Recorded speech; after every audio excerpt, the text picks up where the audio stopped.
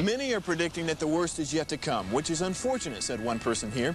Until now, they've enjoyed the reputation of being the nation's icebox. Watched a burglar in his home this morning by webcam. As a journalist of over 25 years, stories are what make my world turn. Reporting live from the Dallas newsroom tonight, Jeff Crilley, Fox 4 News. But in 2008, I took the jump from my familiar life and started a PR firm from my home. We're talking about anyone with a camcorder like the one I'm using becomes a television network. We started slowly growing the company, and we now have over 100 clients, and we've branched into the world of live digital broadcasting. I now own 8 different TV studios and have a huge team, and the stories that I now get to share are sometimes the most important of my life. Life has a funny way of coming around full circle. This is the Jeff Crilley Show. Welcome to my show. When you think about childhood, you think about innocence. You think about time to be a kid. And unfortunately, not everybody has that experience. Joining us right now from Canada, Essi Bagheri. He is an activist and author, and he has a really, really rough story to share with us. Essi, thank you so much for coming on the show. Thank you for having me, Jeff. Yes. So tell us your story. You grew up in Iran, and you were a child soldier. That's correct. Yes, that was I was 13 years old when I got recruited to Revolution Guard, and it's been a long time, Jeff. Yes. And so, all of those normal things that we associate with the innocence of childhood, you had none of that. Oh no, my life story is nothing about my life story is fair, and even before age of 10, mentally, emotionally, physically, sexually, in every way, I got abused, and so then I don't remember any fun childhood. If you really want to, if I look at it, sometimes look back and say, like in the beginning there was nothing, but in spite of everything that I went through, there's possibility. There's possible to change and be happy and overcome everything. Yes. And that's one of the reasons you wrote your book. We're going to put the book cover up. It's called Shattered Soul: The True Story of a Child Soldier. Man, just even that title and the look of that bomb in the background, it must have been difficult for you to relive some of that stuff to write the book.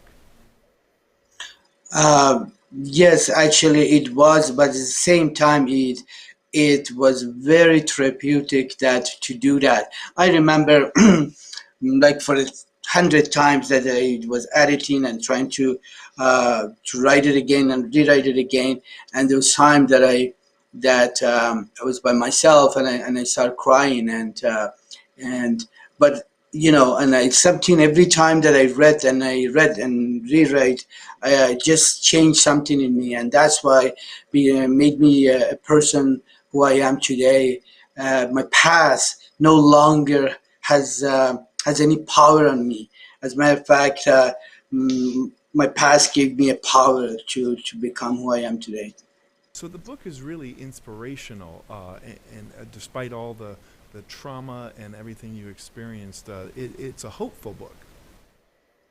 Oh, definitely. The book. I remember I had this interview in New Jersey, I believe, and the person who received the book, he says, I don't know. And then after he read the book and she interviewed me, she said, I had no idea. I couldn't put the book down. And that's, but it's about not just the child soul, it's about our human condition, that doesn't matter how tough, and it's more about resiliency. I believe that we're living in a culture right now that, our kids or, they don't like their post and they get depressed. and there's like suicide, and there's teenagers that, addiction, and on and on and on. And I believe that we can prevent that. Yes, absolutely. You have become something of a media star. I know you get interviewed quite a bit. We've got some video from an interview not too long ago. When you get interviewed, is the media just kind of shocked at what you've been through and how you came out the other side? Oh, totally. It's see, this is not a story that you hear every day in the news, and there are people that, whatever the news. This is a real life story that,